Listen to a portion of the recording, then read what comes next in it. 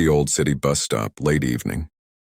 Cold rain sweeps across the cracked pavement as a small girl sits on a bench, gripping a faded backpack. Her legs are thin and unmoving, her braces dull from long use. The girl is around 7 with wide, hopeful eyes. Her name is Lila. Lila, Mom said she would be right back. She looks down at her hands, tries to keep them steady. A bus pulls up, then leaves. Another comes, then goes. Each time Lila watches, hoping to see the familiar green coat of her mother. The sky darkens and the rain grows harsher. A woman passes by but does not stop. A man hurries past, shielding his face from the storm. Only Lila remains still and small like a forgotten shadow. Hours pass. Lila shivers. She pulls her backpack to her chest, hugging it like a small shield. Lila, maybe she is looking for me. I should wait here, she said, not to move. Her voice cracks a bit, but she keeps waiting, her faith holding her upright. A final bus for the night rolls by. The driver glances at her, then drives on, unaware of her story. Night settles deep and cold around the lonely bus stop. Lila curls tighter on the bench, her legs too stiff to adjust. Her breath forms faint little clouds as she whispers softly to herself. Lila, it is okay, Mom always comes back. The wind whistles around her, bending the old metal sign above the bench. A tall figure in a dark coat approaches from the far corner of the street, unaware that his entire life is about to shift because of the small abandoned girl before. MXT City Street, continuous. The tall figure is Adrian Voss, a young CEO known in business headlines as the man with the iron heart. He is always rushing, always calculating, always focused on the next deal. Tonight he is heading home from a late negotiation, his mind full of numbers and deadlines. Aderlan, just need to get home, prepare for the meeting tomorrow. He walks fast, not looking around. But something makes him pause. A small voice caught between raindrops. A trembling breath. He glances toward the bus stop. Lila tries to adjust her brace and winces. Adrian notices the movement. His steps slow, then stop entirely. Aderlan, kid, are you waiting for someone? Lila, yes sir, my mom, she will come back for me. Her voice is soft, yet she tries to be brave. Adrian studies her. Her wet clothes. Her stiff legs. Her eyes filled with fragile hope. Aderlan, it is late, you should not be alone. Lila, she said to stay here, I must stay. Adrian looks up and down the empty street. Something twists in his chest, a feeling he has long forgotten. Unease. Concern. Aderlan, how long have you been waiting? Lila, since the sun was up, I think. Adrian takes a slow breath. He has a strict rule about never getting involved in anything outside work. Losing time means losing money, and losing money means weakness. But here at this cold bus stop, a disabled child sits abandoned in a storm, and his rigid rules begin to crack. XT bus stop, night. Adrian tries to walk away. He takes 3 steps, 4. But each step feels heavier than the last. The storm worsens. He glances back again. Lila tries to reach for her backpack, but her fingers have gone numb. She gasps at the cold. The sight freezes Adrian mid-stride. He turns back, overcome by an instinct he cannot explain. Aderlan, all right, come on, kid, we need to get you out of the rain. Lila, I cannot walk fast, I am sorry. Aderlan, then we will go slow. He kneels to her level, a gesture no one in his company would believe possible. He reaches out carefully, helping her stand. Her leg braces click faintly. Lila, thank you, sir. They move inch by inch down the sidewalk. Rain pours around them, yet Lila smiles softly as if she feels safer already. Aderlan, we will wait somewhere warm. I can help you find your mother. Lila nods, trusting him instantly in a way that makes his chest tighten.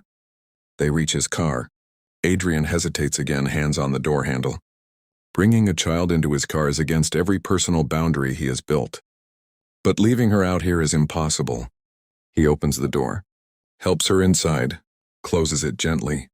Aderlan, it is only for tonight until we find her. But deep inside he feels the truth. He feels the beginning of something far larger than he expected. Antederland penthouse night.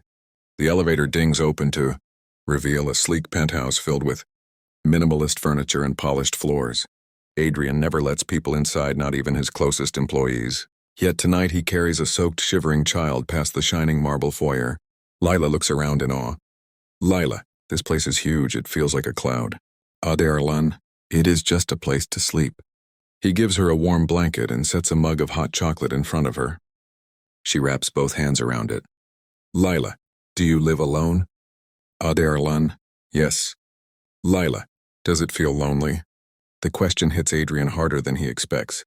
Adarlan. It is quiet, that is all, but Lila studies him with gentle eyes as if she sees something beneath his suit and cold demeanor. She slowly removes her leg braces, wincing as she rubs her sore skin. Adarlan. Does it hurt? Lila. A little, but it is normal.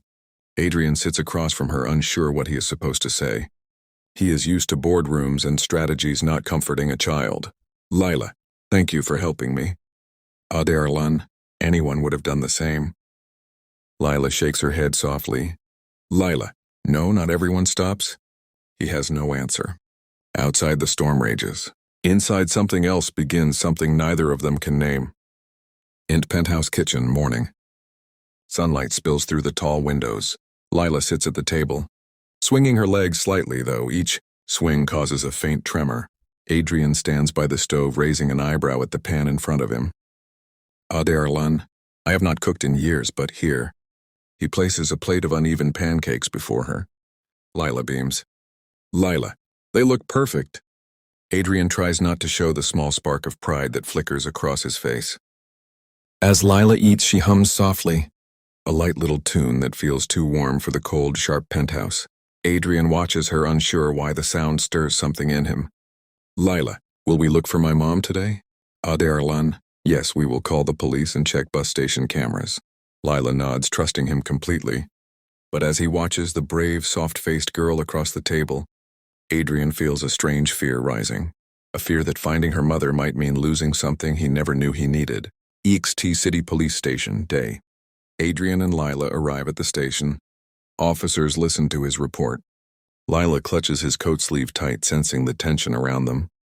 An officer kneels before Lila. Officer, we will do our best to find her. Lila, she must have gotten lost. She would not leave me on purpose. The officer hesitates at the words. Adrian notices. Adarlan, is there something you are not saying? Officer, we need time to check the footage, that is all. But Adrian sees the doubt in the officer's eyes. Something is wrong. Something they are not revealing yet. He places a steady hand on Lila's shoulder, guiding her back toward the car.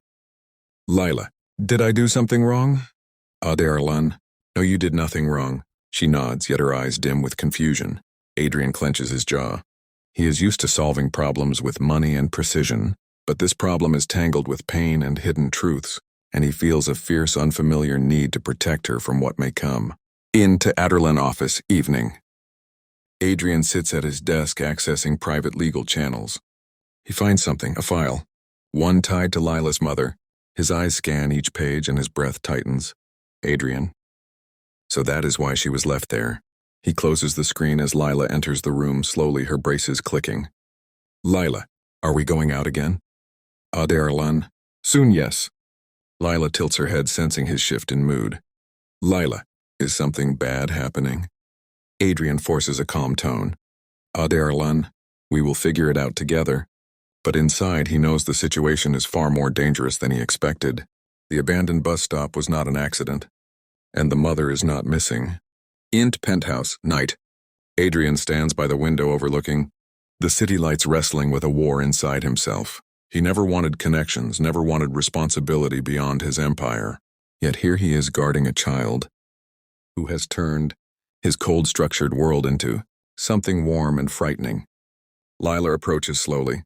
Lila, Sir Adrian, can I ask a question? Adarlan, of course. Lila, if my mom does not come back, will someone still want me? Adrian turns toward her, the question striking deep into every wall he has spent years building. He kneels, meeting her eyes. Adarlan, someone will, Lila. She smiles softly and leans against him, trusting him, completely unaware of the storm gathering around them. Adrian places a steady arm around her as the truth he discovered burns heavy in his mind, and the path ahead grows darker, shakier, and far more dangerous. And this is where their story truly begins.